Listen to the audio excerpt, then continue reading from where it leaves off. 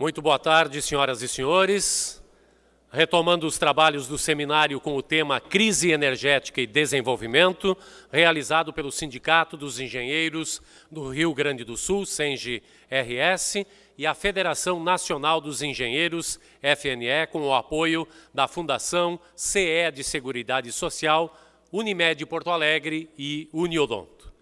O evento celebra os 73 anos de fundação do SENGE-RS, e tem como objetivo abordar a temática energética como estrutura fundamental ao desenvolvimento socioeconômico, ao apontar as perspectivas e alternativas de enfrentamento do quadro atual, visando viabilizar o atendimento de demandas com a respectiva responsabilidade técnica e sustentável.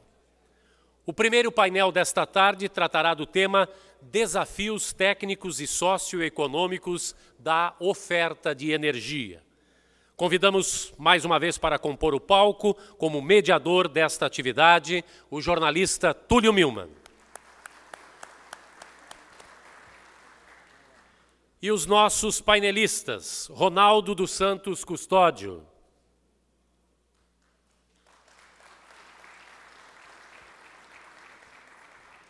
Ronaldo dos Santos Custódio é graduado em Engenharia Elétrica pela Universidade Federal de Santa Maria e mestre em Engenharia Elétrica e Energia Eólica. Trabalha desde 1989 na Eletrosul. De 2003 a abril de 2008 ocupou o cargo de diretor técnico da empresa. Desde 30 de março de 2010 acumula os cargos de diretor de engenharia e diretor de operação da Eletrosul. É autor do livro Energia Eólica para a Produção de Energia Elétrica. O livro foi idealizado com o propósito de suprir a carência no nosso país de literatura especializada sobre a energia elétrica.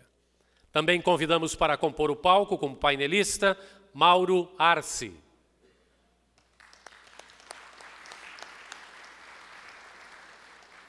Mauro Arce é engenheiro eletricista, formado pela Escola de Engenharia da Universidade Mackenzie, pós-graduação em Engenharia de Sistemas Elétricos pela PUC do Rio, mestrado em Power Engineering pela Rensselaer Polytechnic Institute, Nova York, Estados Unidos. Empregado de carreira da Companhia Energética de São Paulo, de 1967 a 1994, foi diretor de geração e transmissão da empresa de 95 até 98. Foi secretário de Estado de Energia de São Paulo, foi secretário de Estado também de Energia, Recursos Hídricos e Saneamento, secretário de Estado de Logística e Transportes e presidente da Companhia Energética de São Paulo. A partir desde 2015 é presidente da Companhia Energética de São Paulo, membro do Conselho de Administração da CESP e do Conselho Fiscal do ONS, Operador Nacional do Sistema Elétrico. Também convidamos Flávio Antônio Neiva.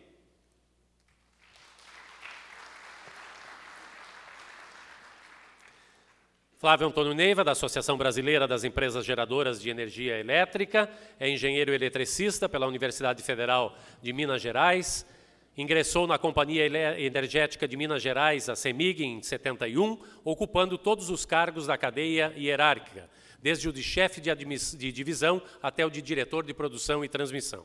Presidente da Associação Brasileira das Empresas Geradoras de Energia Elétrica, ABRAGE, desde 1998. Conselheiro do Conselho Consultivo da Empresa de Pesquisa Energética, CONCEP, conselheiro titular do segmento de geração hidrelétrica no Conselho Nacional de Recursos Hídricos desde 98. E também convidamos para o nosso painel Nelson Fonseca Leite.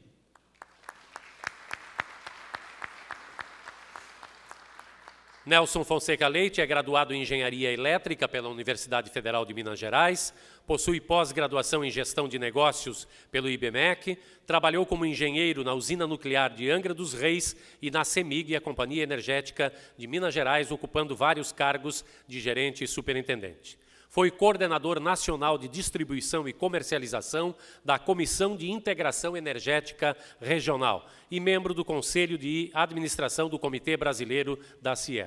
Foi diretor de Assuntos Regulatórios e Projetos Especiais e diretor de operação das empresas distribuidoras da Eletrobras. Atualmente ocupa o cargo de presidente da Associação Brasileira de Distribuidores de Energia Elétrica, ABRADI. Passamos, então, a palavra ao jornalista Túlio Milman para a condução dos trabalhos deste painel. Muito obrigado. A mecânica, boa tarde, em primeiro lugar, a todos. Boa tarde mais uma vez, sejam bem-vindos de volta. Mecânica é a mesma do primeiro painel, 20 minutos para cada um fazer as suas considerações iniciais. Depois teremos aí mais ou menos meia hora para interação com a plateia. Vocês serão avisados 5 minutos antes do encerramento do tempo, 1 minuto antes, e uma discreta placa, tempo encerrado, será colocada na frente de vocês, caso seja necessário. Então, passo a palavra de imediato ao Dr. Ronaldo, que pode começar a sua fala nos 20 minutos que lhe são de direito. Obrigado a todos. Uma honra estar aqui nesse evento do SENGE. Carrion ali que me ligou convidando. Na verdade, eu na programação original, é palestrante no próximo evento sobre energia eólica, que é de fato a minha especialidade. Eu aqui venho substituir o Márcio Zimmer, presidente da Eletrosul e secretário de executivo do Ministério da Energia, então, que ontem foi chamado pelo ministro. Então, eu não preparei uma apresentação específica. Eu peguei uma apresentação aqui que a minha assessoria mandou, que eu, de repente, uso algum gráfico aqui para facilitar o raciocínio. Mas o que eu queria... Acho que tem aqui um... Deixa eu ver o que eu uso aqui. Bom, o problema brasileiro, entre aspas, é que a nossa principal fonte, aqui mostra, é energia hidrelétrica. Aliás, a nossa matriz é uma matriz razoavelmente renovável, 42% da matriz energética brasileira vem de fontes renováveis, contra uma média mundial ali de 14%, se o meu olho não falha aqui. Então, essa é a característica do nosso país. Na geração de energia elétrica, 77% da nossa capacidade instalada é de geração hidrelétrica, contra um mundo de 16%, um mundo fortemente de combustíveis fósseis. Eu vou para esse gráfico aqui que mostra a produção de energia no Brasil nos últimos 3 anos. É um gráfico que mostra, primeiro, a forte presença da hidrelétrica. Mesmo com crise hídrica, é o principal fonte de energia do nosso sistema, mas isso caiu, de 86% para 73% agora em 2014, fruto, obviamente, da crise hídrica. A gente conseguiu, e está conseguindo fazer frente a essa crise, muito por causa da expansão, aquela parte vermelha da pizza, fatia vermelha, que a termoelétrica chegou já a 23% da capacidade do país. Então, a grande presença de termoelétricas, que são mais caras, são mais poluentes, mas são geração firme. Porque o grande problema do Brasil hoje é a falta de geração firme por 2 razões, basicamente. Estão entrando muitas fontes intermitentes, tipo energia eólica, que não tem energia garantida, tu não sabe se... Tu não tem certeza se vai ventar naquele dia ou não vai ventar, é diferente da hidrelétrica. A hidrelétrica tu acumula água, na eólica tu não acumula o vento. Então, e tem sido uma fonte que tem aumentado muito, tem sua importância, tem seu valor, vou abordar isso na sequência, mas não é energia firme. Energia firme tem basicamente 2 origens. Ou é reservatório hidrelétrico com regularização plurianual, quer dizer, grandes reservatórios com grande capacidade de acumulação que possa acumular água nos períodos chuvosos para usar nos períodos secos, isso falando em anos, ou geração termoelétrica, de qualquer combustível, seja carvão, seja óleo, seja gás, seja até nuclear, porque o combustível tu estoca ali na usina e vai usando de acordo com a necessidade, quer dizer, tu tem como garantir o suprimento. Então, são as 2 formas que a nossa tecnologia hoje permite. E o Brasil tem tido uma dificuldade enorme, tem um gráfico aqui que ilustra isso, deixa eu achar ele, enorme de fazer reservatório. Esse gráfico aqui mostra o que o nosso planejamento está enxergando de novas fontes para atender a demanda. A gente vê que a hidrelétrica continua sendo a principal fonte, mas perde espaço para aquela faixa verde, que são as outras renováveis, puxada muito pela eólica, e o cinza pelas térmicas. Então, nós vamos aumentar a presença de térmica, vamos aumentar a presença de eólica e diminuir proporcionalmente a presença de hidrelétrica, apesar da hidrelétrica ser mais relevante. Mas o que chama a atenção é isso aqui. Se nós olharmos até 2023, nós vamos aumentar 38%, se eu não consigo ler errado, ali, da capacidade instalada de hidrelétricas no nosso país, mas apenas 2% da capacidade de armazenamento. O que significa isso? Que nós continuamos tendo reservatórios com baixa capacidade, que é o que vem acontecendo. Isso que nós estamos enxergando é o que vem acontecendo nos últimos anos, nos últimos muitos anos. O Brasil tem tido dificuldade de construir grandes reservatórios por várias questões, restrições ambientais, restrições sociais, às vezes relevo num determinado site, mas nós temos tido muita dificuldade, muito por restrição ambiental. A consequência disso são usinas que nós chamamos a fio d'água, ou seja, a geração que tu está tendo naquele momento é da água que está chegando no reservatório. Ele não tem capacidade de estocar água por muito tempo. Algumas usinas é por alguns dias, inclusive, a capacidade de regularização. A barragem apenas para manter a queda hídrica e garantir a potência hidráulica. Então, na hora que eu não tenho reservatório, se eu pego um ano de seca, eu não tenho estoque. Eu não tendo estoque, eu tenho que gerar térmica. Por isso que o Brasil tem que aumentar a presença de térmica. Estou vendo o Altino lá. O Brasil então, essa é uma característica que a gente tem tido, né? Por vários motivos. Claro que nem todos os sites permitem que tu faça um custo economicamente e ambientalmente viável um grande reservatório, mas é um problema que o nosso país tem enfrentado. Tá? Então, talvez esse seja o principal desafio técnico e econômico na SS, é como suprir geração firme, que não tem jeito. Vamos ter que construir térmicas. Se nós não conseguirmos, como o nosso planejamento está mostrando, não vamos conseguir construir reservatório. Outro grande desafio, aqui é o que está planejado, né? Eu acho que o Altino já mostrou isso. Nosso desafio é fortalecer a operação interligada, a interligação de transmissão.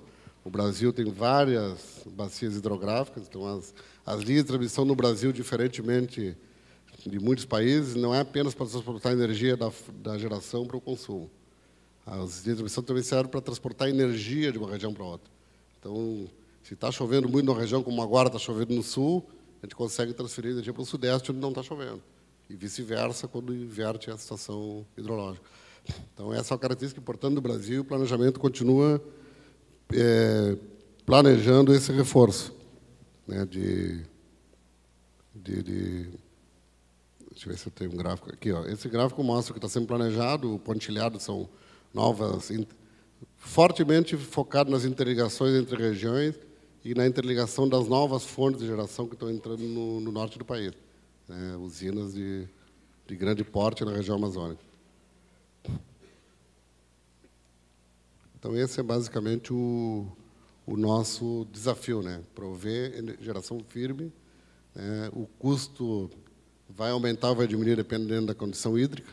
Anos que chover bastante, o custo vai baixar bastante. Anos que tiver seca, o custo vai aumentar, porque o que nos garante o suprimento é a termoelétrica.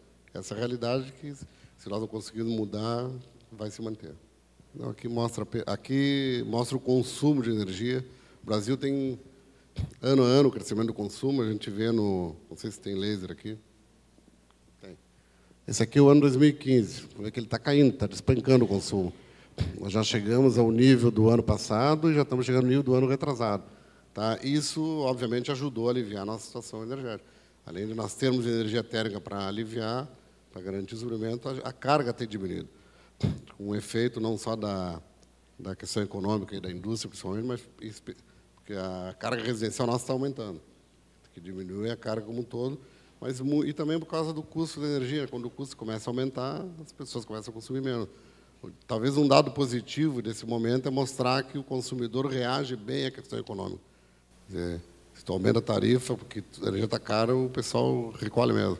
Essa era uma dúvida que se tinha no Brasil, se o consumidor brasileiro teria esse perfil. E tem. Então, isso facilita a gestão energética, obviamente, em momentos de crise. Então, o consumo caiu e isso nos garantiu o atendimento. Bom, aí um zoom só no atendimento do Rio Grande do Sul. O Rio Grande do Sul é um estado importador de energia, mas tem potencial energético suficiente para virar um gerador de energia, basicamente baseado em eólica e carvão. A metade sul do Rio Grande do Sul, especialmente, tem um potencial energético muito grande, de carvão e de vento. Eu vou mostrar na próxima, quando eu falar de eólica, o potencial nosso aqui, que é muito significativo. Nós temos um sistema, e nós temos um potencial eólico muito grande que hoje tem restrição de conexão. E nós vamos ter importantes obras de transmissão que vão liberar, essa aqui, ó, que vou falar depois sobre ela, vão liberar em torno de 9.000 megawatts de capacidade de escoamento de novas fontes, tanto de carvão quanto de vento. Então, o Rio Grande do Sul começa a ter infraestrutura de transmissão para investir mais fortemente na geração. Hoje nós temos dificuldade. Nós tivemos um boom na eólica muito importante, hoje somos o 4º estado do país de geração eólica, mas nos últimos 2 anos nós paramos de investir em eólica e vamos ficar pelo menos mais 1 ou 2 anos sem investir, porque não tem conexão. Só depois de vir esse sistema de transmissão, está na tela, é que os investidores vão poder, de fato, fazer parque eólico. Isso vale para carvão também. Com esse sistema de transmissão vai permitir que... Pode ver que tem um sistema aqui de 500 kV, isso aqui é 500 kV, são autoestradas de energia, que leva da região metropolitana de Porto Alegre até a região de Candiota, onde estão as principais reservas de carvão do Estado. Então, vai ter condição de escoar. A própria usina termoelétrica Pampa, estou vendo o Renato Barbosa por aí, que está tocando o projeto lá da Tractibel, ela vai usar esse sistema para escoar energia. Então, nós estamos, inclusive, concatenando aí o cronograma de obra de transmissão para atender a necessidade da usina, porque é importante, né? Não há como fazer usina termoelétrica no Rio Grande do Sul hoje sem reforço de transmissão. A solução está aqui, 9.000 megawatts, e, obviamente, para o futuro, vão ter que fazer mais reforço para mais geração. Essa é a realidade do país, né? Para explorar, que nem aquelas usinas da região norte, que construir sistema de transmissão para escoar energia até os centros de consumo, aqui no Rio Grande do Sul também. Nós estamos numa ponta desse sistema, vamos precisar reforçar. Essas obras aqui praticamente duplicam o nosso sistema de transmissão. Um efeito colateral benéfico é que vai aumentar também a robustez do nosso sistema de transmissão. Regiões críticas, atendimento historicamente crítico, como a Zona Sul, por exemplo, Pelotas, Rio Grande, ano após ano tem tido dificuldade do suprimento. Com esse sistema de transmissão já se resolve. Aliás, com uma linha que já foi construída hoje, de 500 kV para atender a eólica, já reforçou muito a região de Pelotas e Rio Grande. Então, o Rio Grande do Sul, que sempre foi uma ponta do sistema, às vezes sofria com isso, ele começa a ter uma infraestrutura bem mais robusta. Deixa eu ver se tem alguma coisa mais relevante aqui. Acho que não. É isso, gente. Acho que eu ocupei um pouquinho menos de 20 minutos, né? Me desculpe, eu não tinha uma apresentação bem estruturada, porque, como eu disse, ontem à noite eu fui de Menor para assistir meu colega Márcio, e aí peguei alguns dados aqui para poder trazer o raciocínio, e a mensagem principal é essa, né? Nós temos um país com grandes potenciais energéticos, com energias de baixo custo, que são energia hidrelétrica, tá? Mas com alguma dificuldade de ter energia firme, e para ter energia firme temos que lançar mão das termoelétricas, já que a gente não consegue mais, por várias razões, viabilizar grandes reservatórios. Então, a tendência do futuro é essa. Se tiver um ano de bastante chuva, a energia é muito barata, porque tem geração hídrica, porque a capacidade instalada de hidrelétrica no Brasil é suficientemente grande para atender a demanda. Só quando tem hidroelectricidade muito alta que tu consegue chegar nisso. Não é o normal. Mas, então, em anos bons, a gente vai atender, em anos ruins, o risco de déficit está muito baixo, tem um gráfico que mostra, o Altino deve ter mostrado, está em abaixo de 5%, que é o limite aceitável do setor, está em torno de 4%, com tendência de queda nos próximos anos com o cenário que está se enxergando. Então, o nosso futuro é de tranquilidade do ponto de vista do suprimento energético, mas de preocupação em relação aos custos da geração em função dessa questão da geração de base. Se nós tivermos mais um ano de seca, nós vamos ter mais um ano de energia cara pela geração térmica. E aí, mesmo que volte a hidrelétrica, vão ter vários anos de geração barata, porque a hidrelétrica, a maior parte do tempo, ela produz o suficiente, mas quando vier um outro período de seca, vamos ter energia cara. Essa é a tendência, a menos que consigamos viabilizar grandes reservatórios, o que não parece possível no momento. Tá bom? Obrigado. Muito obrigado. Passar a palavra para o Dr. Arce. Eu vou pedir que o senhor tenha o microfone aí. Ótimo. Então, mais ou menos 20 minutos. Obrigado. Queria cumprimentar aqui os meus colegas e o nosso moderador, dizer da alegria de voltar aqui ao Rio Grande, em particular Eu tenho não só um colega, mas um grande amigo aqui que me convida para vir aqui. Eu acho que ano passado eu estive aqui. E o Gerson Carrion além de ser meu colega, ele é meu amigo, né? E eu sinto muita falta dele, porque nós participamos de um comitê lá no ONS, eu tinha oportunidade de encontrá-lo pelo menos a cada 2 meses. Então, eu queria agradecer e cumprimentar o sindicato, que está completando 73 anos, a federação, que a Federação de Engenharia, que é presidida por um colega nosso, o Murilo, e que é também o presidente do Sindicato dos Engenheiros de São Paulo, e cumprimentar cada um dos nossos colegas engenheiros e dizer, mais uma vez, eu tenho um prazer muito grande de voltar aqui ao Rio Grande. Eu não preparei nada de apresentação, mas eu queria colocar alguns pontos, até, às vezes, para provocar um pouco o momento seguinte, que será o debate, né? A gente fala muito de energia, né? E quando a gente está falando de energia, o foco é principalmente na energia elétrica. A energia elétrica é apenas um vetor, né, de transformação de energia para que ela possa ser utilizada com facilidade, ligar a tomada, para ligar qualquer coisa, para o ar-condicionado. Mas, na realidade, o maior consumidor de energia no mundo inteiro ainda é o transporte, né? O transporte é o grande... E aí, evidentemente, né, a industrialização no final do século XIX, né, fez com que o petróleo assumisse uma posição extremamente importante, que, por incrível que pareça, seja o óleo combustível, seja o gás, né, ainda é um grande fonte, né, primária de energia. Estou falando em relação ao mundo inteiro, né? O carvão mineral, eu ouvi o final do painel anterior, quando se falou do carvão, a utilização do carvão, né? Ainda é o grande, principalmente nos países mais industrializados, no caso dos Estados Unidos e da Europa, o consumo de carvão para produzir energia elétrica e vapor, de um modo geral, ainda é extremamente importante, né? Então, é alguma coisa que... E hoje é possível, né, fazer usinas com um grau de poluição muito baixo, e é uma riqueza muito grande. Aqui no Brasil, né, a gente tem jazidas aqui no Rio Grande do Sul, em Florianópolis. Eu sou do tempo da Sotelca, lá em Tubarão, né, que despachava as térmicas, tinha sempre uma briga aí para despachar, porque quando estava chovendo, por que você vai pagar para... Aí as pessoas esqueciam que, em particular, as jazidas da Sotelca praticamente só permitia, porque para a siderúrgica não era adequado, tem um grau muito grande de cinza, né? Inclusive, eu lembro que, na época da construção de Itaipu, como se usava cinza para misturar para a produção de concreto, né? A cinza valia mais do que a própria energia gerada E havia sempre uma discussão em relação a isso, né? Mas sem dúvida nenhuma, uma fonte extremamente importante, fora do Brasil em particular, né? A energia nuclear, ela praticamente começa nos anos 50, né?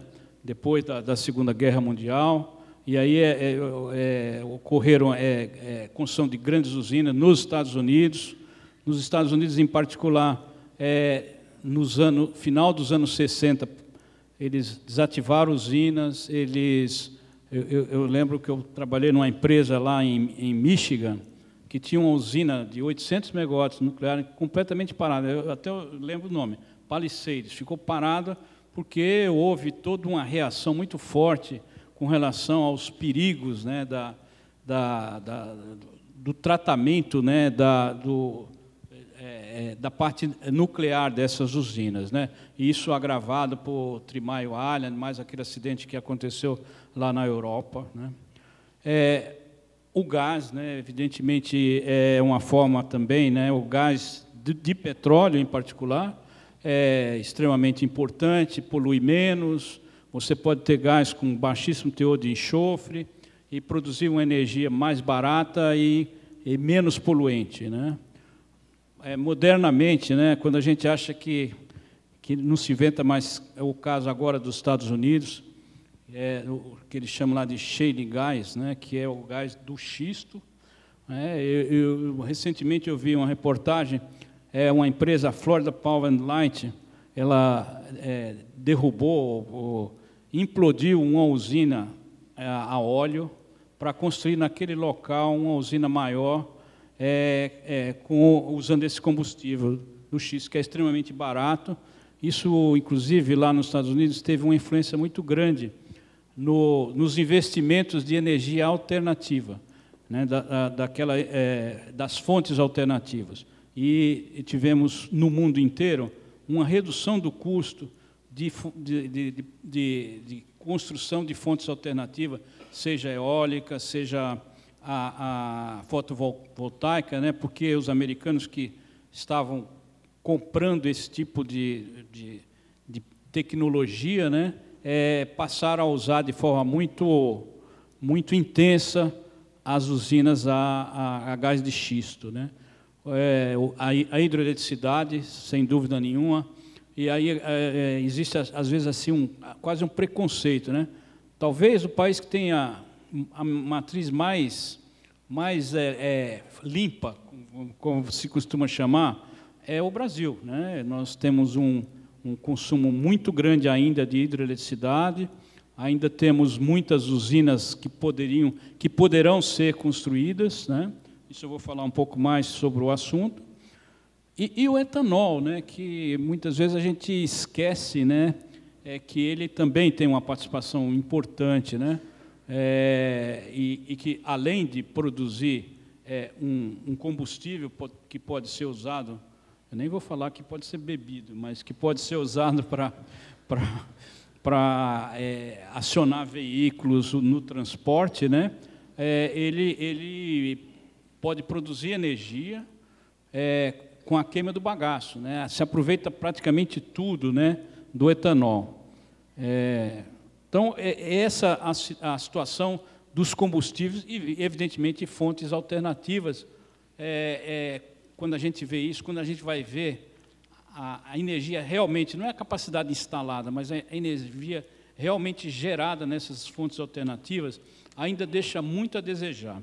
Eu queria tratar de alguns casos específicos, o caso dos Estados Unidos, já falei do shale, da nuclear, da hidroeletricidade, né? No final dos anos 20 do século passado, quando houve a crise econômica nos Estados Unidos, o governo americano investiu em projetos que depois se tornaram, foram copiados ou foram imitados em outros países, inclusive no Brasil, da construção de grandes empreendimentos hidrelétricos. É o caso do Rio Tennessee, Tennessee Valley Authority, que é uma empresa, uma authority com participação grande do governo americano, né? O caso da Bonneville Palm Administration é interessante. O caso, a Bonneville foi construída na mesma época e o corpo de engenheiros do Exército americano é que construiu esse empreendimento que fica lá na costa oeste dos Estados Unidos, né, na Califórnia, e ligando lá com o Canadá, né? Então, são empreendimentos muito grandes e, além disso, né, nós tivemos o caso do Rio Colorado, na divisa de Colorado, Nevada e Califórnia, Arizona, que até hoje é utilizado, tem uma importância nova, que é garantir um bem extremamente escasso no mundo inteiro, que é a água, né? Já visto a crise de água que nós passamos na região metropolitana de São Paulo, onde vive 23 milhões de pessoas, né? Em que, quando você tem uma crise dessa que nós tivemos, né, e que ainda estamos tendo, né, isso também tem uma ligação com os reservatórios das hidrelétricas, mas, evidentemente, que a água para beber, para que a gente possa se hidratar e viver, é muito importante. Então, essas usinas que foram construídas naquela ocasião, lá no final dos anos 20 do século passado, hoje têm uma importância ainda maior, não para produzir energia, que existem outras formas de produzir, mas principalmente para a utilização da água para abastecimento humano, né? O caso da França é um caso interessante. A maioria dos engenheiros da minha época, engenheiros eletricistas da minha época, tiveram oportunidade de estagiar, trabalhar lá na França, na Électricité de France, né? Que é uma empresa assim, de tecnologia extremamente avançada. Eles fizeram muitas usinas hidrelétricas, aproveitando principalmente o acúmulo de gelo durante o período de inverno, né? E a França, diferentemente de qualquer outro país, sem nenhum preconceito, 75% da energia é nuclear. É uma coisa interessante. E ele se tornou exportador. Então, eu queria citar o caso da Alemanha, que é muito citado, hoje mesmo foi citado aqui, fez isso, fez aquilo. A Alemanha, a maior parte da energia que ela consome vem da França. Aí vai falar, mas a França, não, é na divisa, ou na fronteira, as usinas da França que abastece parte grande da necessidade energética, na produção de energia elétrica da Alemanha, é nuclear. E se houvesse um acidente, bater madeira para não acontecer, seguramente, principalmente se o vento for de leste para oeste, vai ser... Então, às vezes, nesse caso todo, né, existe, primeiro, informações não muito precisas sobre o que se está fazendo. Todo mundo acha que a minha energia é mais limpa. Não, a matriz mais limpa de energia é a brasileira. Isso não tenhamos dúvida com relação a isso. Principalmente pela utilização do etanol no transporte e que não é só o etanol, totalmente um carro totalmente a álcool, mas um carro que leva 25% do combustível tem etanol lá, né? Então é uma coisa importante que nasceu aqui e que evidentemente os Estados Unidos hoje se tornou um grande produtor de etanol. Só para vocês terem uma ideia, 10% da gasolina dos Estados Unidos tem etanol. E, para minha surpresa, eu fui em postos de gasolina lá que vende o etanol puro, ou seja, existem carros, se quiser comprar um carro a álcool nos Estados Unidos, você consegue. E, evidentemente, o etanol lá é muito mais caro, porque é de milho, não tem a indústria que nós temos aqui, né? Então, o caso do Japão é outro caso interessante, por quê? Porque logo depois da guerra, o Japão foi o único país onde houve explosão de bomba atômica atingindo a população civil, né, diretamente. E eles construíram várias nucleares, né? Essa mais a famosa agora é quando houve esse último grande terremoto e que tem uma contaminação. Mas é interessante, o país que sofreu o bombardeio, né, de Hiroshima e Nagasaki, logo depois começa a construir usinas nucleares. A Alemanha tem outra característica, nos anos 70, por volta de 75, o governo alemão fez um acordo com o Brasil para a construção de 5 centrais nucleares, né, aqui no Brasil. O Brasil tem 2 centrais operando, a primeira entrou em operação em 1976, é uma de tecnologia americana, da Westinghouse. O reator é igualzinho de Three Mile Island, né? E depois já tem a Angra 2, que é fruto desse acordo Brasil-Alemanha, né? Que está operando também com muita... É uma energia relativamente barata, não propicia efeito estufa, às vezes as pessoas esquecem disso, no caso nuclear, né? E a coisa é focada muito na contaminação e coisas desse tipo. Tem um caso aqui interessante, a Suécia. Eu lembro que nos anos 80, o parlamento sueco tomou uma decisão de que, no ano 2000, todas as usinas nucleares da Suécia seriam desativadas.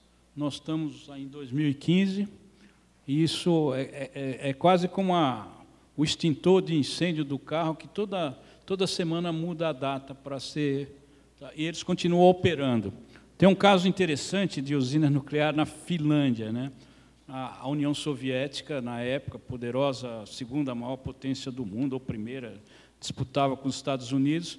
Você construiu várias nucleares, em particular na Finlândia, e os finlandeses conseguiram uma coisa interessante, que o lixo que sobra e o retratamento do combustível manda de trem para a União Soviética.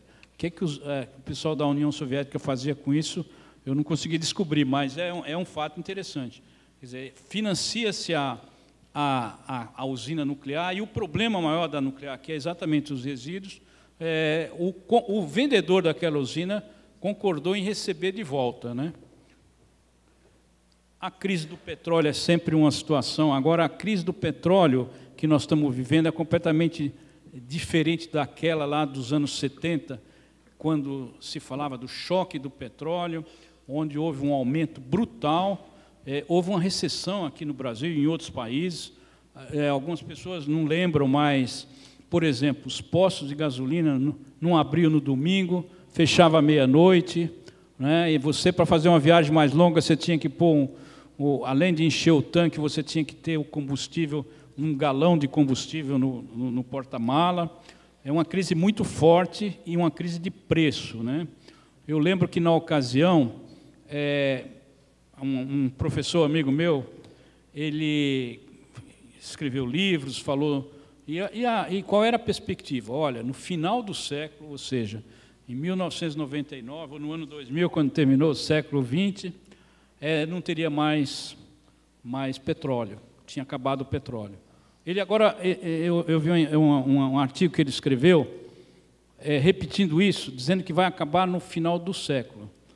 Nós estávamos naquela ocasião em 1975, agora nós estamos só em 2015, então a vida do petróleo, pelo mesmo autor, e aí não é novidade. O que aconteceu nesse período? Aconteceu um uso mais racional, aumentaram as eficiências. Por exemplo, a maior frota de carro do mundo, dos Estados Unidos, 400 milhões de veículos, tiveram seus motores com menos potência, mais eficientes. A inserção só nos Estados Unidos, 10% de etanol, representa uma economia brutal, né, no consumo de petróleo. No nosso caso aqui, 25%, nós vivemos um período em que os veículos, principalmente aqueles mais leves, eram todos puramente... Naquele tempo a gente chamava de álcool, agora é etanol. Mas é importantíssimo a criação da OPEP naquela ocasião, e agora você vive um momento diferente. Mesmo os países da OPEP não concordam em aumentar o preço para diminuir o consumo, porque eles dependem diretamente disso. É melhor vender pelo preço que está, e com isso você cria um problema sério, porque você tem um consumo que é provocado, né, se tem uma crise, deveria ter um aumento do preço. Isso não está ocorrendo. Quando acaba... Desculpa interromper, 2 pedidos. Se o senhor puder falar sempre bem perto do microfone. E se o senhor puder falar bem perto do microfone, às vezes perdemos a sua voz. Pois não. 3 minutos ainda lhe resta. Bom, falar rapidamente da situação do Brasil, né, do petróleo eu já coloquei. O sistema brasileiro é um sistema hidrotérmico, mais hidro do que térmico, e agora ele tem que se transformar inevitavelmente em térmico hídrico, porque não basta produzir energia, mas ter garantia de que essa energia vai existir e vai ter por exemplo, o momento, quando não chove, como é que faz? Os nossos reservatórios, até pela própria situação, eles pararam de crescer. Ah, não, mas por que não constrói mais reservatório? Não, porque não existe locais para fazer reservatório. Pegar o caso aqui do Brasil. Só tem 2 áreas em que tem reservatórios de grande porte. É o Sudeste e o Nordeste. O Sul, praticamente, e daqui para frente, todas as usinas são a fio d'água, né? Não tem mais reservatório.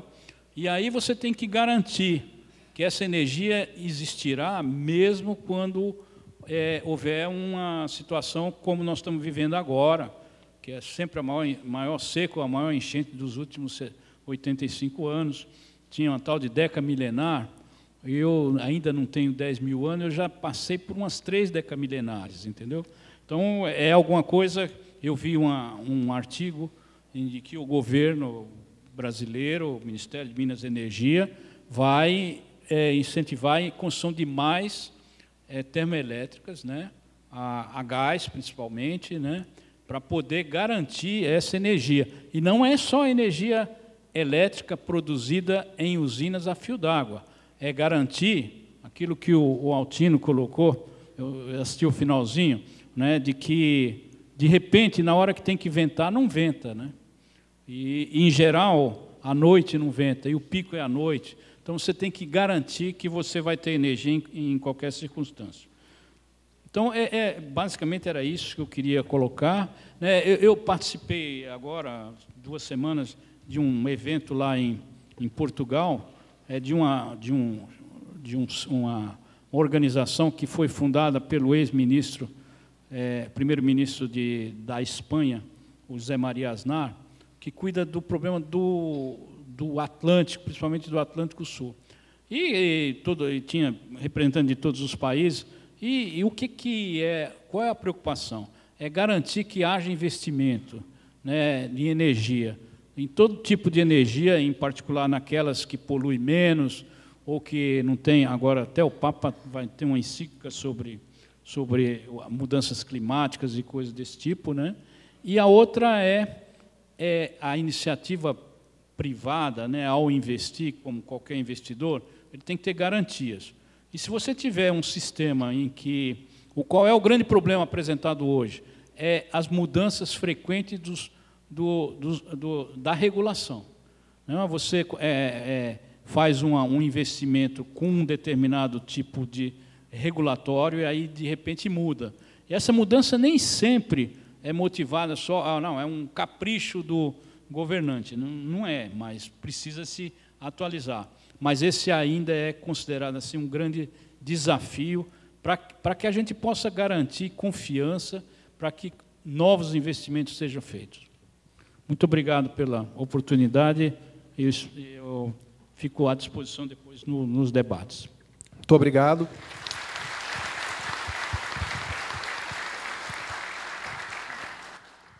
Doutor Flávio, por favor, a palavra é sua. Claro, por favor, ao púlpito. Boa tarde a todos. Eu gostaria, inicialmente, de agradecer ao nosso mediador, ao Ronaldo Custódio, Mauro Assi, os colegas Nelson Leite, e a todos vocês, e também a Federação e o SENGE, por mais esse convite. Aqui estive em 2013, discutindo a prorrogação das concessões, e agora tenho a honra de voltar aqui para discutir alguns pontos que nos preocupam sobre o setor elétrico brasileiro. Bom, aqui a Abrage, uma associação de 18 anos, ela congrega todas essas geradoras do Brasil. São 4 empresas estatais federais, 5 empresas estatais estaduais e 7 empresas privadas, totalizando 80% da geração brasileira despachada, comandada pelo ONS. Aqui eu vou discorrer sobre esses pontos, que são pontos que a associação vai, ao longo desse ano, levar ao Ministério de Minas e Energias e à ANEEL. São pontos que hoje afligem toda a sociedade brasileira, todos os segmentos do setor elétrico brasileiro, não só geradores, consumidores, distribuidores, comercializadores, e também afligem com relação ao custo da energia no Brasil. Então, eu vou discorrer sobre a matriz elétrica brasileira, a construção de novas usinas e as dificuldades, prazos, atrasos, penalizações, a receita anual de geração das usinas prorrogadas, sobre o modelo de formação de preços aqui no Brasil, preços de spot, o atendimento à demanda máxima do Sistema Interligado Nacional, usinas com reservatório de regulação e o fator de ajuste de geração, que é o famoso GSF. Então, iniciando aí com a matriz, aqui, esquematicamente, está mostrada a matriz de 2012 e a matriz em 10 anos, 2021. Nós podemos observar aqui, olhando 2012, que nós temos cerca de 78 mil megawatts de geração hidrelétrica. Coincidentemente, esse é aproximadamente o número, o valor de produção hidrelétrica dos Estados Unidos, 78, 80 mil megawatts. Acontece que aqui nós temos mais uns 20, 30 mil de outras fontes, e os Estados Unidos têm, além dos 80 mil de hidrelétrica, 800 mil em termoelétricas. Então, a China está até mais do que os Estados Unidos nessa questão. A China agrega aproximadamente por ano um Brasil inteiro. Por mês, a China agrega em oferta de energia uma CEMIG inteira, todo mês. E lá tem cerca de 180 mil megawatts de instalada hidrelétrica. Então, aqui nós temos uma evolução, até daqui 10 anos, cerca de 30 mil megawatts em hidrelétricas a mais, 11 mil de eólica, 2 mil de PCH, 5 de biomassa, 1,5 de nuclear a mais e 5 de termoelétrica. Então, o que nós vimos aqui, o preço da energia agora, que subiu esse ano cerca de 60% em todo o Brasil, eu fiz uma afirmação e gostaria de expor aqui para os senhores, que esse é o custo, não é porque faltou água, é o custo da matriz brasileira, cerca de metade desse aumento, é a matriz brasileira que tem esse custo, por ter diesel, por ter usinas caras, e o restante, a outra metade, é pelo procedimento e as regras de comercialização e liquidação aqui no Brasil. Veja bem, nós temos cerca de 4.900 megawatts de usinas a diesel. Esses 4.900 megawatts que foram postos a operar desde o ano passado, custa aproximadamente 28 bilhões de reais por ano, que são julgados diretamente para o consumidor. Por outro lado, as exposições negativas, que são as descontratações das distribuidoras por mecanismo de mercado, são compradas, ao invés de 100, 120 reais um megawatt-hora, são adquiridas essas exposições negativas a 400 reais o megawatt-hora e até 800 no ano passado. Então, esses mecanismos todos que precisam ser verificados e revistos e rediscutidos é que levaram a 60% de aumento. Então, nós não importamos energia de outro país, nós simplesmente colocamos a nossa matriz para funcionar. Só isso que gerou esse volume de aumento. E, prosseguindo aqui, as fontes primárias de energia no Brasil são hidráulica, gás, carvão, óleo, nuclear, eólica, solar e biomassa. Existem limitações e vantagens e desvantagens em todas elas, mas eu destaquei aqui algumas limitações conhecidas de hidrelétricas e usinas a gás. Hidrelétricas, dificuldades na expansão, questões ligadas a condições socioambientais, pressões da sociedade. A maioria da sociedade brasileira é contra a instalação de hidrelétrica por cooptação aí das pressões de ONGs internacionais, sendo que, não havendo a expansão hidrelétrica e tampouco a expansão no carvão brasileiro, não sobra outra alternativa a não ser colocar diesel ou hidrelétrica, porque o gás ainda não temos ainda suficiente do pré-sal, não temos aumento a possibilidade de aumento do gás da Bolívia. Então, se nós restringirmos, se nós colocarmos restrição à EP, ao Ministério de Minas e Energia, de não colocar hidrelétrica e não colocar térmica a carvão, não será o gás e será diesel, que é sempre possível instalar térmicas a diesel no Brasil. E o custo eu acabei de mencionar. E a térmica a gás tem se observado uma dificuldade na oferta para esse fim de geração de energia elétrica no Brasil.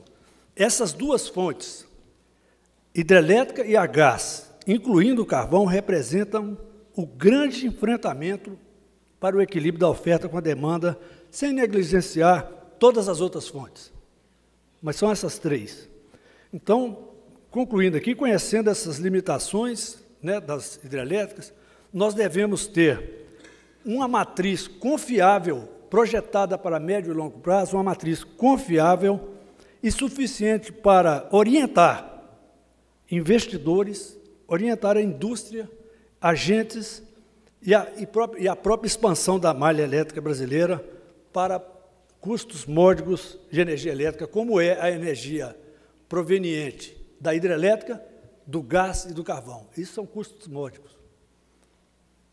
Aqui, só para ainda confirmar o que eu acabei de dizer, nós temos aqui nesse gráfico, na coluna da esquerda, onde pode ser lida a evolução do nível do reservatório, aqui, lido aqui, cerca de 80%, partiu de 80% aqui no ano de 2012, maio de 2012, e hoje estamos aqui em 36%.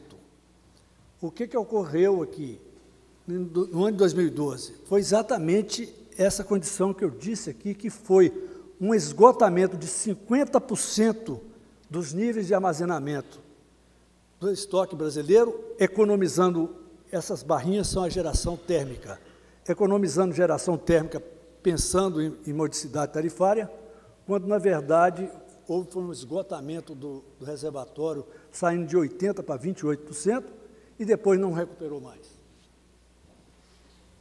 Então, não foi só a escassez hídrica que nos levou à situação de hoje. Né? Se tivéssemos gerado térmica no começo de 2012, a gente estaria um pouco melhor. Claro que os custos seriam incorridos também na geração térmica naquele ano. Bom, prosseguindo aqui, construção de novas usinas, prazos e atrasos. A construção de novas usinas, né, os leilões para a construção de novas usinas são realizados até 5 anos, com 5 anos de antecedência.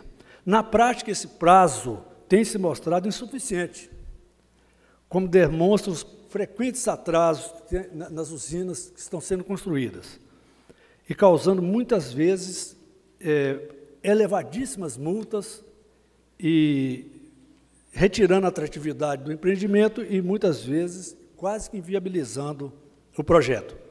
Então, é fundamental que rediscutamos essa questão, e, se for o caso, redefinindo prazos mais realistas. Em vez de A-5, talvez um A-6, para a construção desses empreendimentos, reduzindo os riscos para os empreendedores e preservando sempre o equilíbrio da demanda com a oferta. Com relação à RAG, aqui, esquematicamente, está mostrando a nossa percepção que no prato esquerdo dessa balança está o valor recebido pelas geradoras prorrogadas, em termos de RAG, né, a receita. E do lado direito, os compromissos que foram e estão sendo prestados na gestão da concessão prorrogada. E aqui, as usinas cujas concessões foram prorrogadas segundo a Lei 12.783, passaram a receber uma receita mensal não comercializando mais energia. Há inúmeros fatores intrínsecos à concessão, como riscos, responsabilidades e obrigações, os quais não foram contemplados no cálculo da RAG inicial. Não houve receita para isso. Então, nós, após 2 anos de implantação da medida, já existe uma base de dados que permite uma revisão da receita originalmente proposta para fazer frente a esses inúmeros compromissos financeiros dessas concessões prorrogadas. Modelo de formação de preço, o chamado PLD. Aí não é possível fazer a leitura, mas nos últimos anos, a variação do preço de mercado, do chamado PLD. Então, o modelo atual não apresenta adaptação à nova matriz elétrica. Por que não apresenta? Térmicas com custo muito elevado e perda de capacidade relativa do armazenamento. Como o custo é bastante elevado, essas térmicas, em função do PLD, não são despachadas. Despachadas significa acionadas, porque o custo dela é elevado e o preço baixo, aqueles preços não permitem que seja despachado e o resultado é o esvaziamento do reservatório. Então, esses preços não apresentam também solução para a questão de volatilidade do PLD. Aquela volatilidade mostrada ali, sobe e desce, o modelo, que é muito pernicioso, muito perniciosa para o setor, o modelo não resolve esse problema. E também não serve de utilidade como instrumento para sinalizar a expansão, porque muitos dizem que com PLD alto você pode, do norte para o sudeste, construir linhas, direcionar ou orientar a construção de linhas. Nada disso é possível, né? Construir linha. Imagina, o PLD hoje está 388. Você vai construir que linha por causa desse preço? Não há essa possibilidade. E também essa formação de preço não orienta para a constituição do teto e do piso para ele. Há pouco tempo era R$ 823 o megawatt-hora. Hoje é 388, simplesmente baseado na térmica mais cara, a térmica, se não me engano, a araucária. Então, ele precisa ser reexaminado, que é uma das fontes de problema aqui no Brasil. Atendimento à demanda. Bom, dificuldades para atendimento à demanda de curto e médio prazo. A incorporação de usinas sem reservatório, como foi dito aqui. Recorrentes esvaziamentos do reservatório, como eu acabei de mostrar. O aumento do consumo devido às altas temperaturas do verão brasileiro. E a agregação de fontes sem possibilidade de despachar, sem despachabilidade, que é o caso das eólicas, biomassa e solar, que não servem para atender o horário de pico. Então, isso tudo tem levado a uma escassez, uma dificuldade de atendimento. No dia 19 de janeiro desse ano, nós tivemos um apagão, um blackout, por deficiência de ponta aqui no Brasil. Quais são as soluções? Projetos de hidrelétricas com reservatórios, se possível, com uma autorização adequada.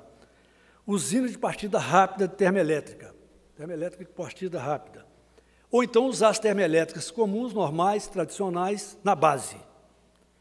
Ou então a inserção, essa é uma proposta da Abrage, a inserção de máquinas adicionais em poços vazios que hoje existem em algumas usinas. Essa é uma foto da usina de São Simão, e aqui pode ser visto 4 espaços vazios que podem ser colocadas 4 máquinas de 260 megawatts, que dá da hora de 1.100 megawatts a mais só nessa usina, se instalar aqui com a usina já com licença ambiental, sem maiores problemas. E os benefícios são aumento da capacidade da usina, a baixos custos, sem novos investimentos, impactos ambientais, sem novos impactos, perdão, eventuais ganhos de garantia física, acréscimo na produção secundária, quando tiver bastante chuva, essas máquinas vão produzir, maior flexibilidade para parar a programação de manutenção, você com mais máquinas você faz uma gestão melhor, e permite ao ANS maior flexibilidade operativa. Aqui é o potencial levantado pela Abrage das usinas, são cerca de 4.729 megawatts de máquinas adicionais em espaços vazios. Bom, usinas com reservatório. Essa questão realmente é muito complexa, porque no Brasil, realmente, atualmente, é muito difícil a colocação de reservatórios, como no passado, mas os reservatórios permitem diversos benefícios. Hoje cedo eu vi aqui os impactos dos reservatórios, a migração dos peixes, a questão da extinção de espécies, do fluxo, quer dizer, tem muitos impactos ambientais, mas os benefícios de fazer frente a períodos de hidrologia desfavorável, tira proveito das diversidades hidrológicas. Por exemplo, no ano passado, se não fosse as bacias, a diversidade de bacia, nós teríamos tido um racionamento. O sul do Brasil e o norte socorreram o sudeste nesse particular. Proporciona um ganho de energia armazenada em outros aproveitamentos integrados, aqui é garantia física, perdão. Proporciona uma redução da geração térmica, se você colocar reservatório, que eu estou dizendo, e é a única possibilidade de integrar geração eólica, biomassa, PCH e solar. Essas usinas, com os reservatórios, é possível você integrar parques eólicos. Na medida que eles geram, você guarda no reservatório para posterior uso. E regulariza todas as usinas situadas jusante, quando houver, e propicia uso múltiplos dos recursos hídricos. Então, há uma necessidade de reconhecimento por parte da sociedade, do Congresso Brasileiro, de todos do Ministério Público, dos grandes benefícios para o país da retomada da construção de usinas com reservatório. Se não tivéssemos reservatório, estaríamos em pleno racionamento. Isso não tem a menor dúvida. E num custo, quem sabe, muito maior. Finalizando, o chamado GSF. Esse número aí, envolvido com o GSF, é da ordem de 25 bilhões de reais por ano. E aqui é um desenho esquemático mostrando o que é esse GSF. Os dois primeiros blocos, o primeiro bloco é consumo, o segundo é a condição de equilíbrio de atendimento desse consumo pela geração. Nós temos em azul a hidrelétrica e em vermelho térmica. A condição de equilíbrio. Quando ocorre um excedente hídrico, o azul aumenta e permite desligamento de térmicas. E há, então, um GSF maior do que 1.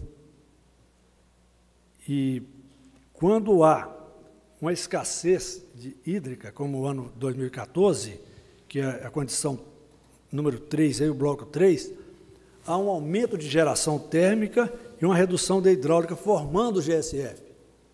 Esse GSF que está aí no bloco 3, ele é multiplicado pelo número de horas e o megawatt-hora valorizado ao PLD, que é R$ 388.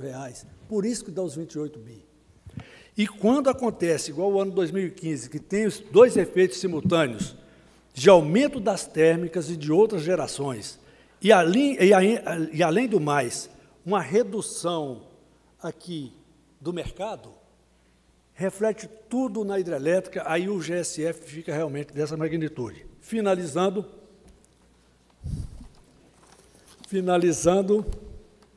a conceituação, a combinação dos fatores hidrologia desfavorável, redução de mercado e deslocamento da geração hidrelétrica por outras fontes agravou esses problemas. Então, o GSF impacta o conjunto de geradores hidrelétricos, incluindo Itaipu, cotas das distribuidoras referentes às usinas prorrogadas. Somente Itaipu e a cota, que reflete diretamente dos distribuidores e diretamente dos consumidores, dada a ordem de 9 bilhões por ano. Só aí. E no caso do gerador, o GSF impacta de forma diversificada, dependendo dos seguintes fatores: usinas com rede, sem rede, enfim. E a última transparência é essa, e há um dilema dos geradores. Constituir rede, quer dizer, não vender tudo, para que possa absorver a invasão das térmicas no seu parque, ou não constituir rede. Constituir rede, o que nas condições atuais implica uma receita variável, perda dessa receita, GSF, em caso de haver uma invasão do GSF. Então, quando o GSF invade, você perde esse rede que você constituiu. Se você não constituir rede, ou seja, vender tudo, condição compulsória nas SPS, que é Santo Antônio, Giral, Belo Monte, implica uma receita previsível, ok, porém com altíssimos riscos de exposição de GSF no mercado de curto prazo. Então, esse tema está sendo discutido, altamente palpitante, com a possibilidade muito grande de judicialização geral e uma paralisação do mercado de energia. Eu agradeço e peço desculpa pela diversidade dos temas que eu toquei e a rapidez que eu falei aqui. Estou à disposição para esclarecer qualquer coisa. Muito obrigado.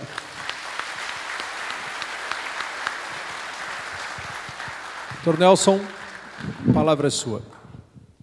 Boa tarde a todos. Eu queria, em primeiro lugar, cumprimentar aqui o moderador do painel e os meus colegas aqui de painel e agradecer o Sindicato dos Engenheiros do Rio Grande do Sul e a Federação Nacional de Engenheiros pelo convite. Depois que os meus colegas de painel já fizeram aí um panorama geral da geração de energia elétrica no Brasil, da matriz energética, e depois que o doutor Flávio já falou especificamente aí dos problemas relacionados com a geração, eu venho aqui representando o segmento de distribuição para dizer que a distribuição não gera energia pelo modelo institucional do setor elétrico brasileiro. A distribuição é o entregador da energia, né? É como o entregador da pizza. Aí todo mundo acha que a energia está cara e culpa o distribuidor, mas o distribuidor não fica com o dinheiro, não. De cada R$100 que o consumidor paga, apenas 14 ficam, na realidade, com a distribuidora, e os outros 86 vão para o gerador e para os impostos e para os encargos setoriais. Então, eu achei que poderia dar uma contribuição melhor para o evento, se eu falasse um pouco das perspectivas e principais barreiras para um maior dinamismo da microgeração distribuída. Porque o doutor Flávio falou da grande geração aqui, o doutor Mauro também falou de um panorama mundial aí de matriz energética, o outro palestrante é Mauro também, né? Também falou da matriz energética, e a microgeração distribuída, que é uma tendência mundial de levar a geração para mais próximo da carga e distribuir essa geração ao longo da cadeia produtiva, é o que nós vamos falar aqui hoje, colocando aí uma visão das distribuidoras, tendo em vista que esse tema está em audiência pública na Agência Nacional de Energia Elétrica, que está discutindo, nesse momento, a revisão da Resolução Normativa 482, que regulamenta a microgeração distribuída no Brasil. Então, eu acho que com isso completa muito bem esse panorama aí. Nós vamos falar um pouco do panorama do setor de distribuição e depois entrar na microgeração distribuída. O negócio de distribuição no Brasil, as distribuidoras brasileiras, são hoje 63 concessionárias de distribuição que atendem 77,1 milhões de unidades consumidoras. É um setor que expande, é um setor que está em constante crescimento e expansão.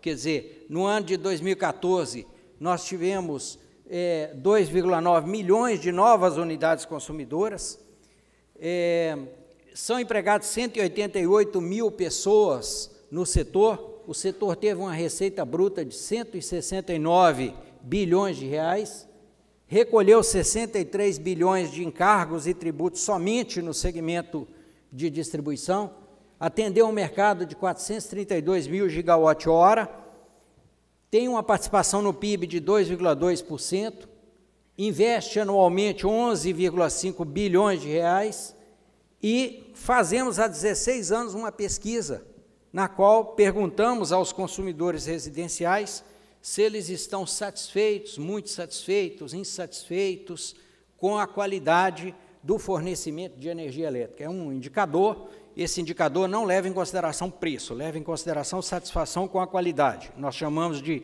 ISQP, Índice de Satisfação com a Qualidade Percebida. E, nesse ano, 77,3% dos consumidores responderam que estão satisfeitos ou muito satisfeitos com a qualidade do fornecimento de energia. É o serviço público mais universalizado que tem no Brasil, atende 99,3% dos domicílios brasileiros, quer dizer, tem energia elétrica hoje em locais onde não tem rodovia, não tem acesso de outros serviços públicos, mas tem lá uma conexão da distribuidora de energia elétrica. Isso aqui é um mapa para mostrar a abrangência da nossa associação, que congrega 42 distribuidoras de energia, que atendem 99% dos consumidores brasileiros, estando presente em todos os estados da federação. Isso aqui é um gráfico que mostra uma pesquisa feita, contratada pela Confederação Nacional da Indústria, chamado de Retratos da Sociedade Brasileira, na realidade, o que a CNI queria avaliar é se as pessoas estavam satisfeitas com o retorno que elas tinham, pelo que elas pagavam, pelos impostos que elas pagavam e o serviço público que elas recebiam. E o fornecimento de energia elétrica foi o serviço público, um dos mais bem avaliados, aí, praticamente empatado com os Correios aí, em primeiro lugar. Tem uma avaliação também externa de uma organização chamada Fórum Econômico Mundial, que emite um relatório anual chamado de The Global Competitiveness Report, e esse relatório é o relatório de 2012, e ele aponta a qualidade no suprimento de energia como o serviço, a parte da infraestrutura brasileira mais bem avaliada. Bom, vamos então à questão da microgeração distribuída. Microgeração distribuída, para quem não sabe, é basicamente painel fotovoltaico, colocado aí nos telhados, conectado direto na rede de distribuição, ou então microturbinas eólicas ou microgeradoras hidráulicas conectadas diretamente na rede de distribuição. Nós fizemos um projeto de pesquisa em 2011 e 2012 para ver a penetração, a perspectiva de penetração dessa microgeração distribuída na matriz energética brasileira, e chegamos, então, a 3 cenários aí. Num cenário mais conservador, sem nenhum estímulo, sem nenhum incentivo, nós teríamos 3% de penetração em 2030. Num cenário mais moderado, com algum nível de incentivo, nós teríamos 5% de penetração, e num cenário acelerado, com mais incentivos, nós teríamos 8% de penetração.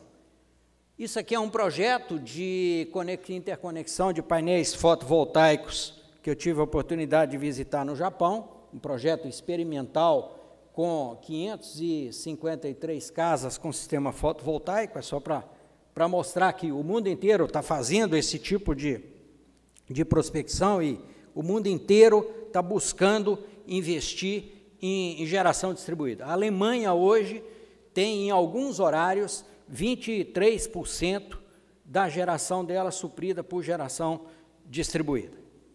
Mas, como diz, nem tudo são flores. Nós temos no Brasil uma série de barreiras para a geração distribuída. A primeira barreira é a chamada barreira tributária. E na barreira tributária nós temos aí uma resolução do CONFAS de 2013, quando foi feita a regulamentação da microgeração distribuída, dizendo que as distribuidoras que a geração distribuída está sujeita à cobrança de ICMS, e que as distribuidoras são substituto tributário, no caso, e tem que recolher o ICMS. Aí nós temos um caso interessante aqui, é um exemplo que nós mostramos de um consumidor que tem um consumo mensal de 250 kWh e instalou um painel lá e gera 100 kWh. Do ponto de vista tarifário, ele vai pagar para a distribuidora o líquido, que é o 250 menos 100 que ele gerou, ele vai ter um líquido de 150, ele vai pagar 150 para a distribuidora. Mas para o Estado, para fins de ICMS, ele vai pagar ICMS em cima dos 250. É como se você plantasse um pé de tomate lá no seu quintal e gerasse um excedente de produção e guardasse os tomates na geladeira do seu vizinho, quando você fosse buscar, o Estado falasse, não, você tem que pagar ICMS porque teve circulação de mercadoria. Não, mas eu só guardei lá no vizinho. Não, mas tem que pagar ICMS. A mesma coisa com a geração fotovoltaica. Esse ano, houve uma outra resolução do CONFAS, dizendo que os estados podem aderir a um convênio, aí fica a critério de cada estado, e que o domicílio ou estabelecimento consumidor que tiver instalado um microgerador ou mini gerador e promover saída de energia com destino à distribuidora para buscar depois sujeito ao faturamento pelo regime de compensação, não precisa se cadastrar para o ICMS, ou seja, está isento do ICMS. O que aconteceu é que 3 estados aderiram a esse convênio, Goiás, São Paulo e Pernambuco, e Minas Gerais, que já tinha no ano anterior soltado uma legislação isentando por 5 anos a microgeração distribuída. Então, essa é a realidade hoje. Nós temos 3 estados no Brasil que isentam, aliás, 4 com Minas Gerais, que é temporário, mas os demais ainda têm essa barreira aí. Bom, outra barreira é a questão do impacto na compra de energia. O modelo do setor elétrico brasileiro ele foi todo construído para ter geração centralizada. A distribuidora não pode comprar energia por conta própria, ela é obrigada a comprar em leilões organizados pelo governo, e a distribuidora tem que comprar energia com 5 anos de antecedência nesses leilões organizados pelo governo. Acontece que, para comprar energia com 5 anos de antecedência, ela tem que fazer um planejamento com 5 anos de antecedência dos montantes que ela vai comprar, e ela tem sérias penalizações se ela ficar sobrecontratada ou se ela ficar subcontratada. Então, ela tem uma margem muito pequena. Ela não pode ficar subcontratada em nada, ela tem que estar acima de 100%, e ela tem um limite máximo de 5%. Ela não pode ultrapassar 5% de sobrecontratação. Acontece que, se a distribuidora faz um planejamento com 5 anos de antecedência e começa a entrar uma nova variável aí, que é a geração distribuída daqui a 5 anos, isso vai dificultar as projeções de necessidade de compra de energia e, naturalmente, nós temos que criar um mecanismo para mitigar esse risco de compra de energia das distribuidoras. Uma outra questão é a questão da sustentabilidade econômica, tá? Sustentabilidade econômica. Eu dou um exemplo aqui. Imagina uma distribuidora que tenha 2 consumidores, um consumidor A e um consumidor B. O consumidor A vai lá e coloca um painel fotovoltaico e gera 100% da energia que ele consome durante um mês. Ele gera energia durante o dia, guarda essa energia nos reservatórios das hidrelétricas, injeta essa energia na rede e busca essa energia à noite. No final do mês, como o montante que ele gerou é igual ao montante que ele consumiu, vem a conta com 0 kWh e ele vai pagar o custo de disponibilidade, que é um custo, se ele for um consumidor monofásico, ele vai pagar 30 kWh. Isso não remunera o custo do uso da rede. Então, o que vai acontecer? Num primeiro momento, a distribuidora vai assumir esse ônus e, num segundo momento, na revisão tarifária da distribuidora, o consumidor B vai pagar a conta sozinho. Ou seja, o consumidor B vai estar subsidiando o consumidor A que colocou um painel fotovoltaico lá. Como o painel fotovoltaico custa caro, não é todo mundo que tem recursos para colocar um painel fotovoltaico, eu costumo dizer que isso é o Robin Hood ao contrário.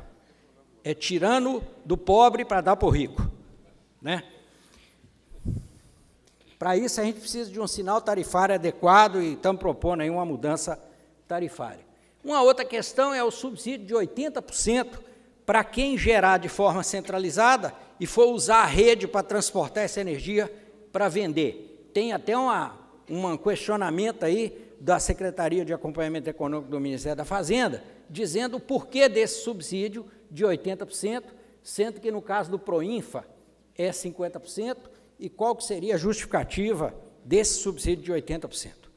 Aqui é um gráfico só para mostrar o seguinte: você está, de um lado, gerando energia com a microgeração, mas do outro lado, o que você compensa são encargos, energia, encargo de transmissão e a própria parcela da distribuidora. Ou seja, você está com produtos, serviços diferentes compensando o mesmo produto. Tem um desequilíbrio aí nessa balança. Visando, então, rever essa questão, essa resolução 482 deverá, previsto pelo artigo 15, que a ANEEL irá fazer uma revisão e ela colocou em audiência pública agora. E aí estão as contribuições que nós estamos apresentando na audiência pública. Primeiro é a questão do impacto da receita, aquela questão do desequilíbrio entre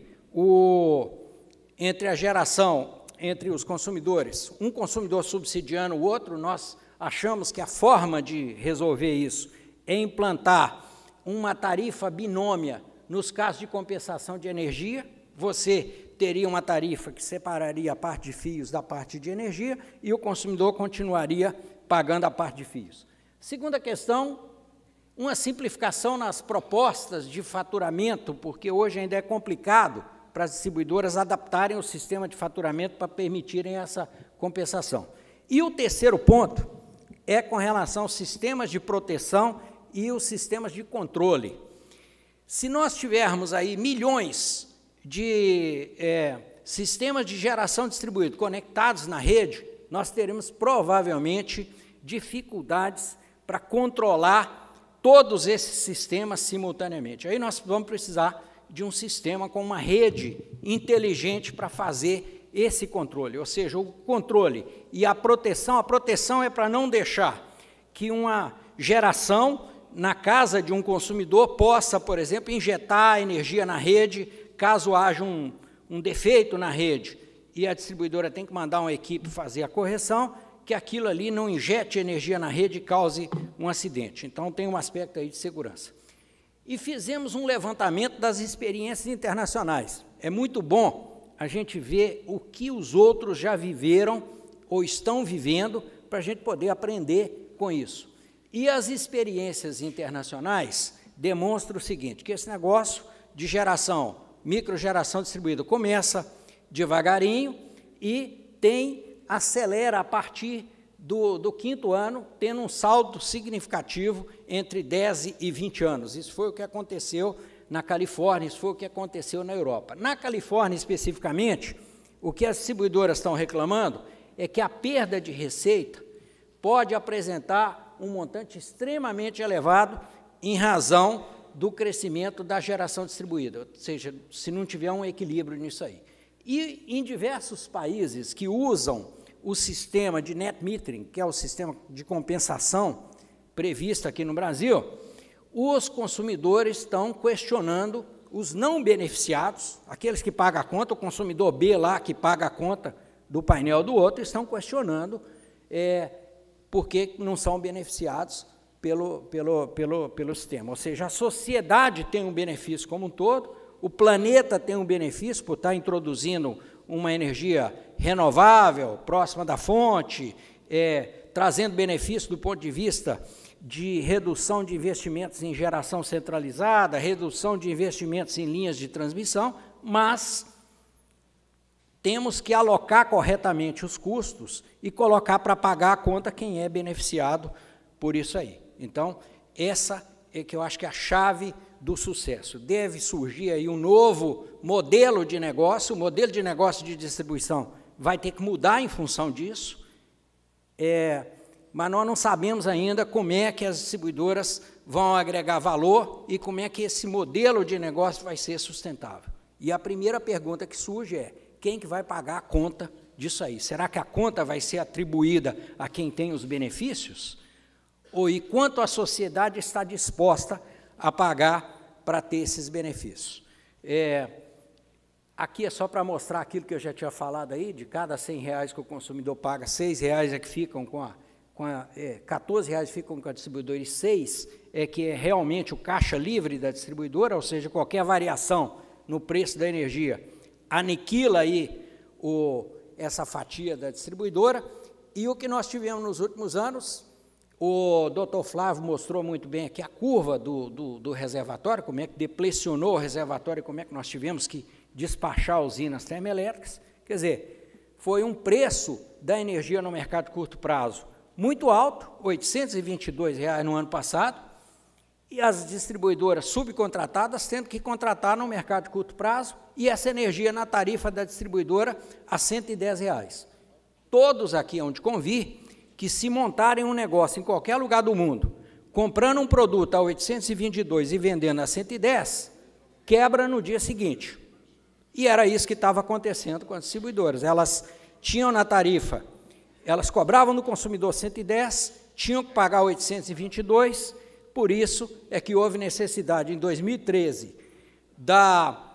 daquele aporte de recursos do Tesouro através da CDE. Em 2014, foram feitos empréstimos de 22 bilhões de reais, através de uma conta, a CR, lá na Câmara de Comercialização de Energia Elétrica, e esse ano não tinha mais recurso de conta CR, não tinha mais recurso de CDE, foi colocado na tarifa.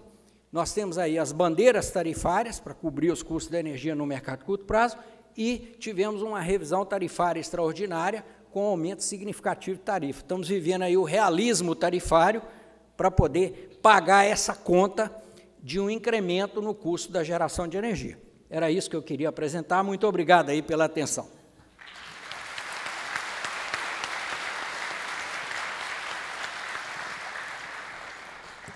Muito obrigado pelas explanações iniciais.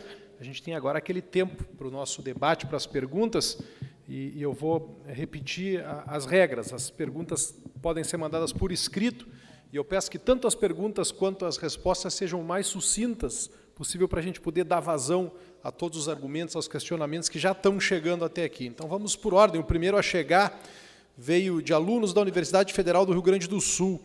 E é uma questão bastante pertinente. Diz o seguinte: já que a gente está falando na potencialidade do carvão e na importância dele, na matriz energética do Rio Grande do Sul, Santa Catarina, o que falta para as empresas fecharem parcerias com universidades, a fim de incentivar a pesquisa?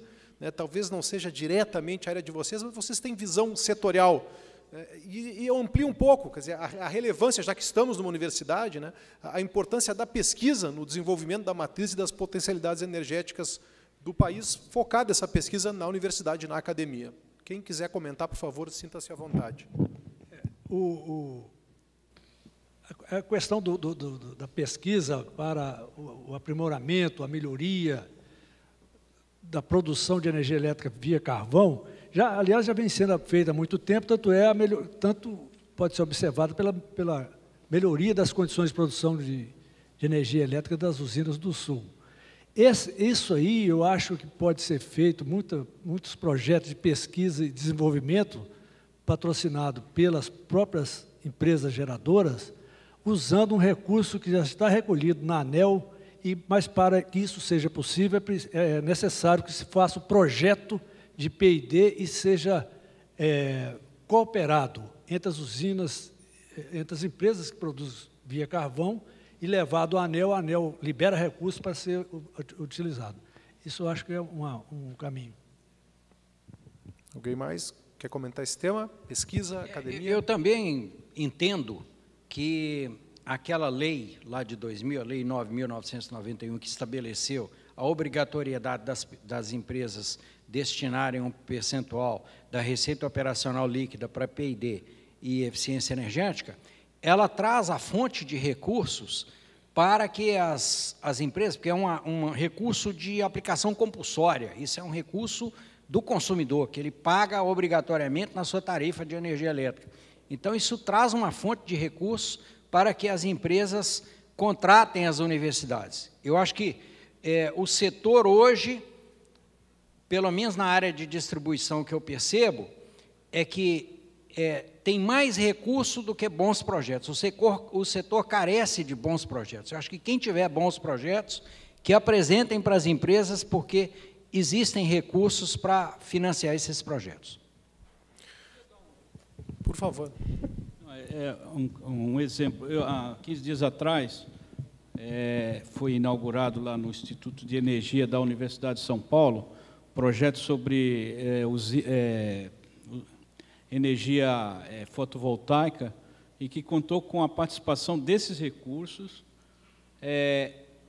da nossa empresa, e de outra empresa, da empresa de transmissão, para fazer isso. E muitas vezes, o que falta é alguém, claro, a gente poderia procurar a universidade, mas a universidade procurar, por exemplo, no caso nosso lá em São Paulo, não precisa ser uma universidade de São Paulo, desde que o assunto esteja dentre aqueles assuntos que a ANEEL definiu como prioritários e que pode ser feito investimento desse fundo. E aí é importante também, de alguma forma, conversar com a ANEEL para que algum assunto, por exemplo, esse foi citado agora do carvão, seja colocado para o ano que vem como um assunto prioritário. Eu acho que é importante. Além de jornalista, eu leio pensamento.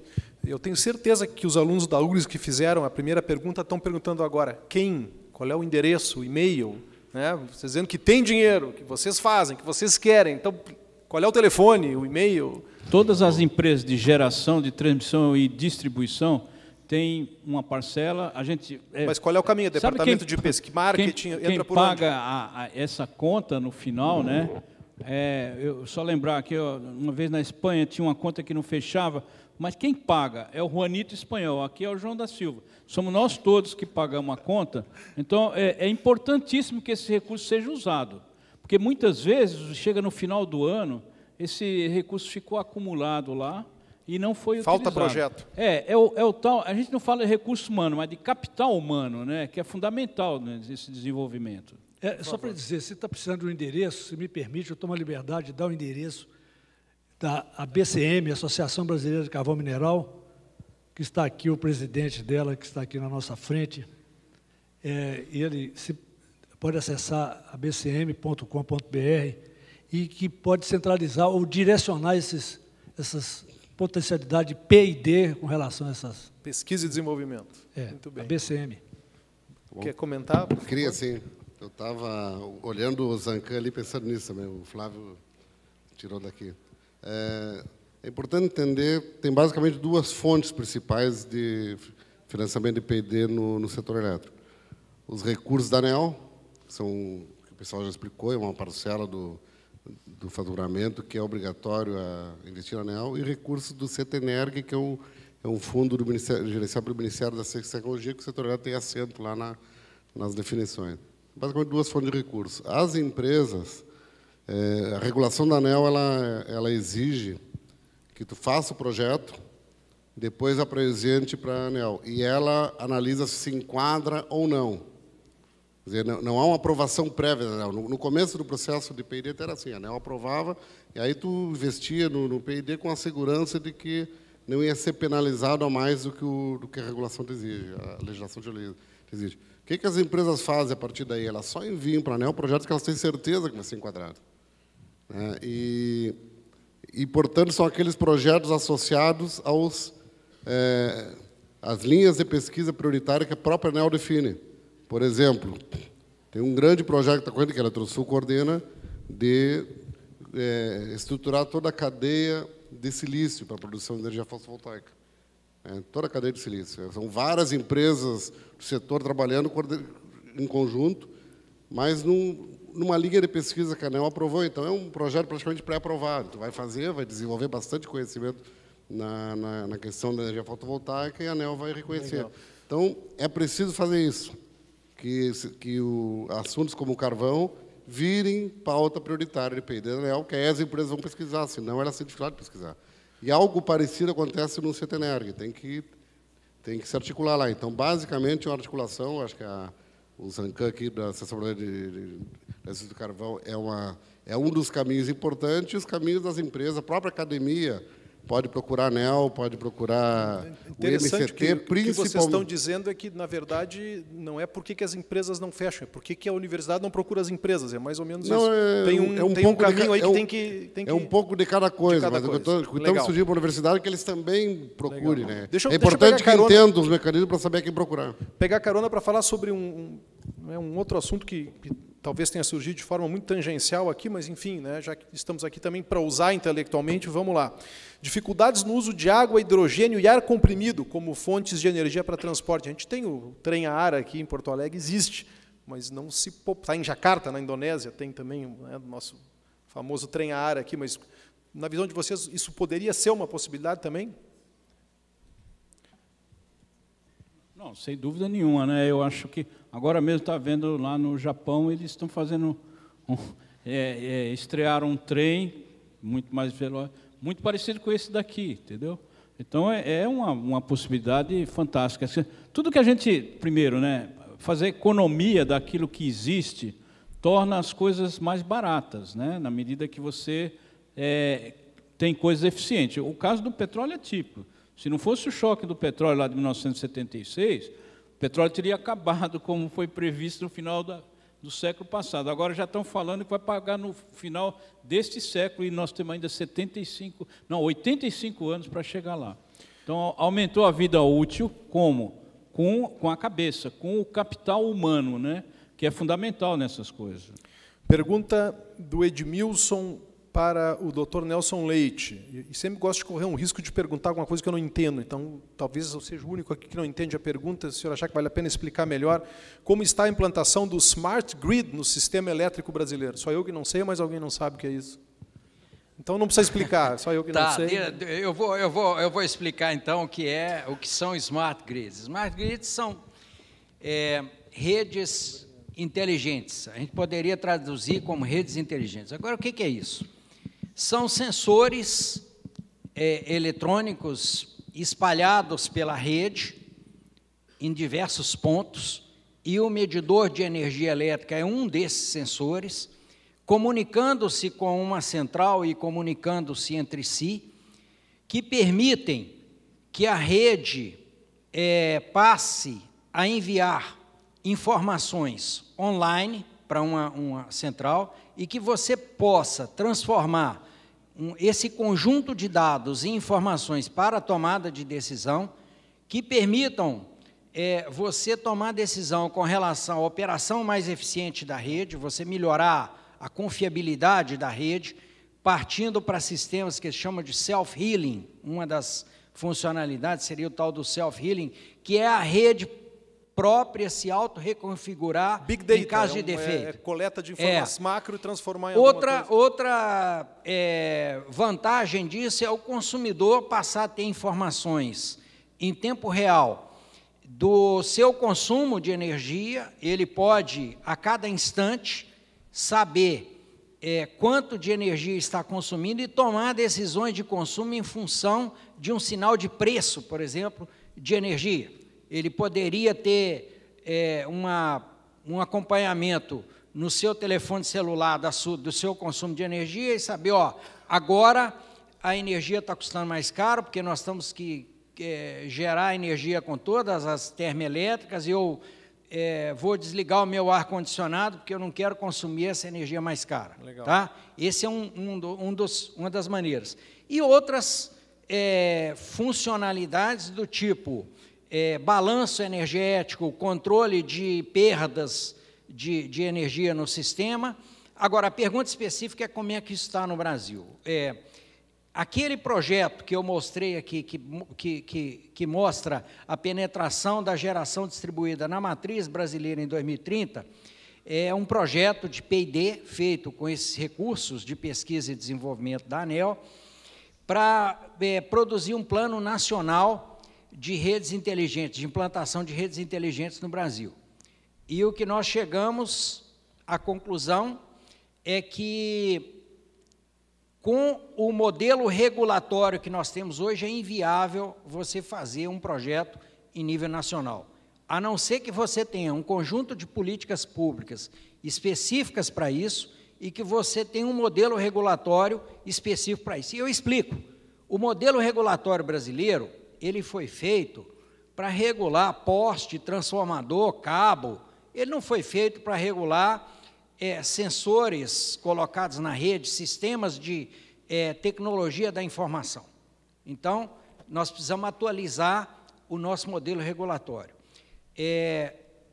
Tem vários projetos pilotos que foram feitos. Várias distribuidoras fizeram projetos pilotos com recursos próprios e recursos de pesquisa e desenvolvimento da ANEEL. Esses projetos pilotos estão sendo usados como fonte de aprendizagem. Cada projeto piloto está testando uma determinada tecnologia e buscando descobrir se determinados modelos de negócio funcionam, e os resultados são muito interessantes. Nós já estamos caminhando aí para os primeiros resultados. Tá ok? A gente está com o tempo estourado, já tem tanta pergunta legal. Vamos tentar fazer um ping-pong, assim, rapidinho. Pergunta, alguém responde, pelo menos para dar vazão mais umas 2, 3 perguntas, já pedindo desculpas por todas as perguntas que não vão ser feitas. Então, o governo, aqui traz o engenheiro Diomar Lima, traz uma questão importante. O governo brasileiro está pensando na eficiência energética das indústrias. Quer dizer, não é na questão da geração, da distribuição, é o uso dela lá na ponta, talvez o mau uso dela na ponta como alternativa para a crise energética. Até que ponto existem ferramentas para se fazer isso, do ponto de vista legal, enfim. Não sei se alguém quer comentar rapidamente. Esse é um esforço que se soma aos outros todos de agregar a oferta. Quer dizer, eficientizar o consumo faz parte do projeto, das iniciativas do governo. São vários, eu não vou listar aqui quais são as iniciativas de eficiência do lado do consumo, mas tem também a eficiência do lado da produção e do transporte, quer dizer, para diminuir perdas, essa coisa toda. Isso tudo é visto pela área de planejamento do governo, EP. Se em tese a microgeração crescer de forma abundante, não há o risco de desbancar a distribuição, além de reduzir a arrecadação de impostos? Politicamente não é um risco para as concessionárias? Por isso é que eu disse que nós precisamos de um novo modelo de negócio para equilibrar isso e tornar esse negócio sustentável. No modelo que está aí hoje, não é sustentável.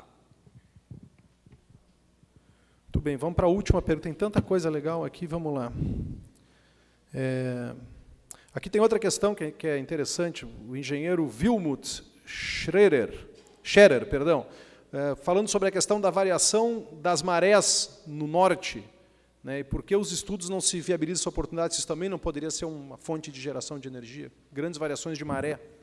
Aqui a gente não tem muita. Né? Aqui quando o mar vem, destrói tudo. E depois todas as fontes primárias do Brasil... Ressaca, aqui é ressaca. Todas são várias e várias mesmo. Uma a que foi discutida a fundo aqui foi essa geração distribuída, mas a produção da maré motriz também, inclusive a Tractibel tem um projeto piloto da flutuação da maré, a usina maré motriz, que está sendo testado também para ver a viabilidade econômica. Mas é também uma fonte que está sendo explorada. Todas essas formam aquele conjunto de fontes alternativas. Ok, queria agradecer aos nossos painelistas, pedir uma salva de palmas, nosso agradecimento.